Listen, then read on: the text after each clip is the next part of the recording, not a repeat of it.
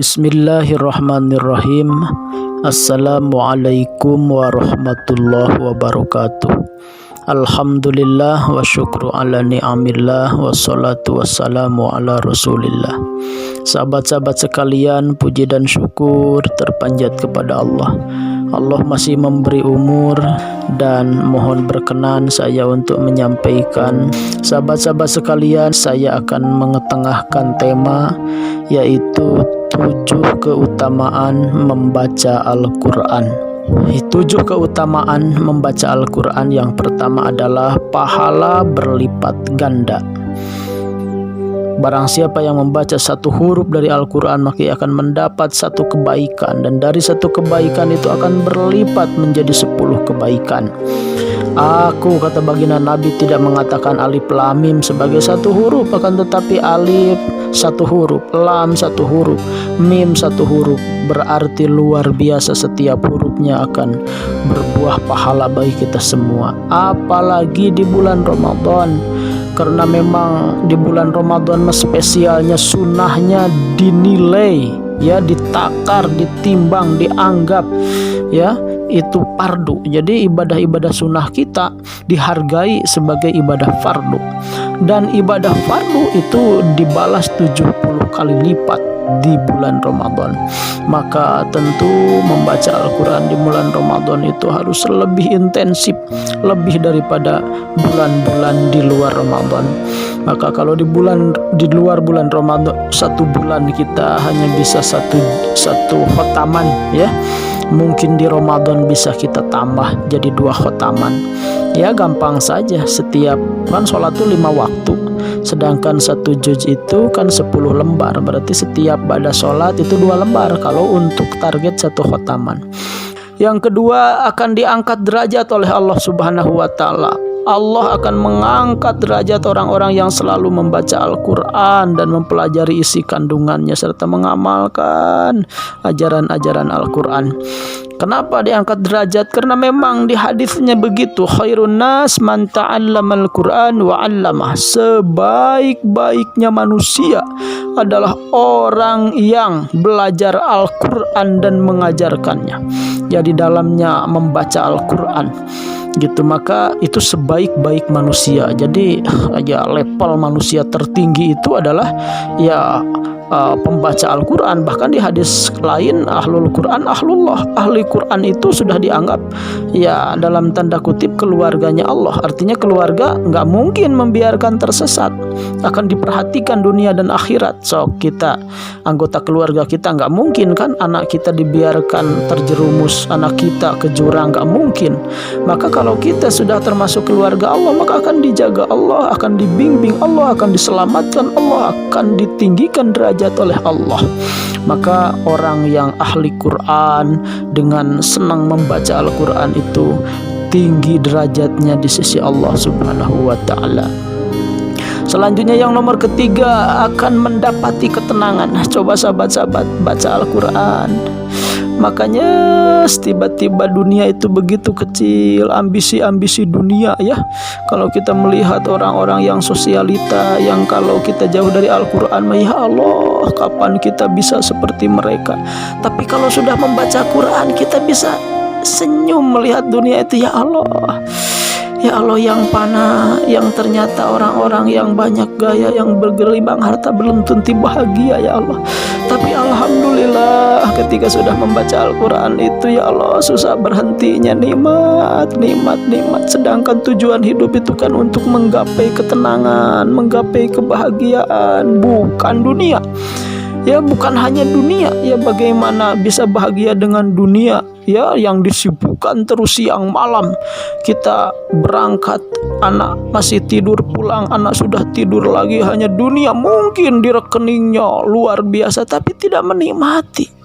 Maka dengan membaca Al-Quran kita akan mendapati ketenangan, cool, kalem, teduh, tenang, jernih, bijak gitu. Nah ini memang ada ayatnya. Al-Quran itu memang memberi ketenangan di surah Al-Isra ayat 82 itu. Ya, nunazzilu minal Qur'an ma huwa syifa wa rahmah lil mu'minin wa la yazidu dzalimina illa khasyara. Artinya, dan kami turunkan dari Al-Quran suatu yang menjadi penawar, obat dan rahmat bagi orang-orang beriman, dan Al-Quran itu tidaklah menambah kepada orang-orang zalim selain kerugian. Al-Quran itu diturunkan sebagai obat segala macam penyakit kejiwaan, stres, ya, gelisah, gersang, gitu ya, ambisius gitu.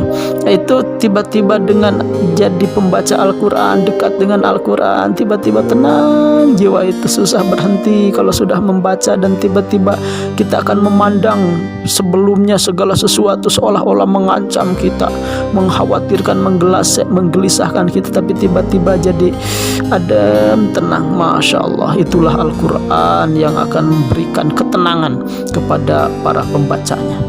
Selanjutnya yang nomor keempat, akan mendapatkan pertolongan di hari kiamat. Jadi keutamaan membaca Al-Quran dengan tartil, dengan baik gitu, pelan, penuh penghayatan, akan mendapatkan syafaat nanti di hari kiamat. Iqra'ul Quran, kata Nabi, bacalah Al-Quran, fa innahu, sungguhnya Al-Quran ya'ti, akan datang yaumal qiyamah, di hari kiamat, syafi'an, sebagai penolong, li ashabihi, kepada ahli-ahlinya Quran, para pembacanya Al-Quran. Masya Allah, ketika nanti di akhirat semua orang ya gelisah, semua orang, aduh saya masuk neraka, masuk surga, ya Allah apakah saya termasuk golongan ashabul yamin atau ashabus simal, kanan atau kiri, orang yang celaka, sakiun atau saidun, atau orang yang itu gelisah. Maka Al-Quran akan menolongnya jadi syafi'an, jadi penolong di hari kiamat, jadi bersaksi bahwa kita orang soleh, bersaksi bahwa kita hamba Allah, bersaksi bahwa kita menjadikan Al-Quran sebagai imam, pedoman, petunjuk gitu. Masya Allah, nanti akan Al-Quran jadi syafi'an yaumal qiyamah, jadi penolong kita di hari kiamat. Selanjutnya nomor kelima, dengan membaca Al-Quran rumah kita dijaga dari setan. Jadi yang sering mungkin kesurupan, yang sering ada penampakan-penampakan, yang mungkin sering ada gangguan-gangguan gitu, itu baca Al-Quran di rumah itu makmurkan, bapaknya, ibunya, anak-anaknya semua baca Al-Quran, maka akan dijauhkan dari setan. Kenapa nih banyak gangguan? Ya baca Qurannya juga, ketemu Ramadan saja mungkin itu pun hanya di awal saja gitu. Dan ini di hadis riwayat Muslim, la taj'alu buyutakum maqabir, jangan kalian menjadikan rumah-rumah kalian seperti kuburan. Inna syaitana, sesungguhnya setan, yanfiru, akan kabur, minal baiti, dari rumah, alladzi tuqra'u fihi surah Al-Baqarah, yang dibacakan bihi, di dalam rumah itu, yaitu Al-Quran, khususnya surah Al-Baqarah, ya, ayat kursi gitu. Jadi ya dengan Al-Quran jadi wasilah kita terjaga dari setan. Dan yang keenam, akan dihadiri malaikat. Setan nyingkir, malaikat gitu masuk gitu, malaikat rahmat datang ke rumah kita, maka rumah akan merasa lega, akan merasa penuh dengan kedamaian. Suami yang asalnya pemarah tiba-tiba jadi kalem, tenang, bijak. Anak-anak yang asalnya nakal melawan ke orang tua jadi patuh. Anak-anak itu tenang, rajin, saroleh gitu. Kenapa? Karena hadir Al-Quran. Tilkal malaikatu kanat tastami'u lak walau qara'ta la asbahat ya rohan nas ma tastatiru minhum, yang artinya itu adalah para malaikat yang mendengarkan bacaanmu. Ya ketika ada sahabat yang ini gitu ya menanyakan, seandainya engkau terus membaca Al-Quran, niscaya di pagi harinya manusia akan dapat melihat naungan tersebut, tidak tertutup dari mereka. Artinya memang malaikat itu hubaj, mengelilingi orang-orang yang membaca Al-Quran gitu. Rumah yang barokah adalah yang membaca Al-Quran. Dan keutamaan yang terakhir adalah ketujuh, membaca Al-Quran berarti membaca doa. Di dalam Al-Quran itu doa itu kebanyakan doa. Rabbana zalamna anfusana, itu kalau kita banyak dosa jadi terhapus dosa. Rabbana anzil alaina ma'idatan minas sama'i takunu lana 'aidan li awwalina wa akhirina wa ayatan minka warzuqna, itu doa rizki, kita diberi rizki berlimpah berkah. Rabbi habli minas solihin, di dalam Al-Quran itu anak kita jadi soleh karena doa itu sebenarnya.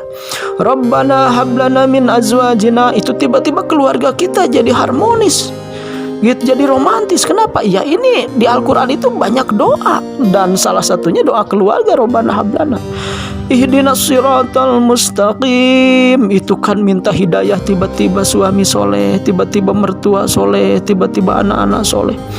Rabbana atina fid dunya hasanah, di dunia kaya raya bahagia, di akhirat masuk surga. Kenapa? Karena Rabbana atina kan doa sapu jagat tuh, meliputi dunia akhirat, meliputi lahir dan batin.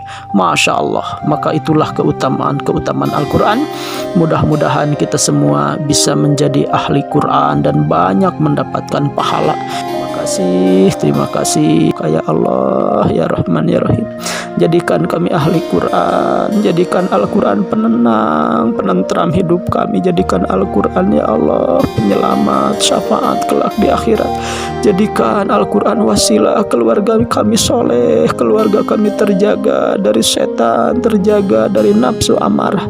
Jadikan Quran ya Allah teman kami ya Allah ketika masa sulit, teman kami ya Allah ketika masa gelisah, teman kami ya Allah ketika dunia begitu membuat kami terlena.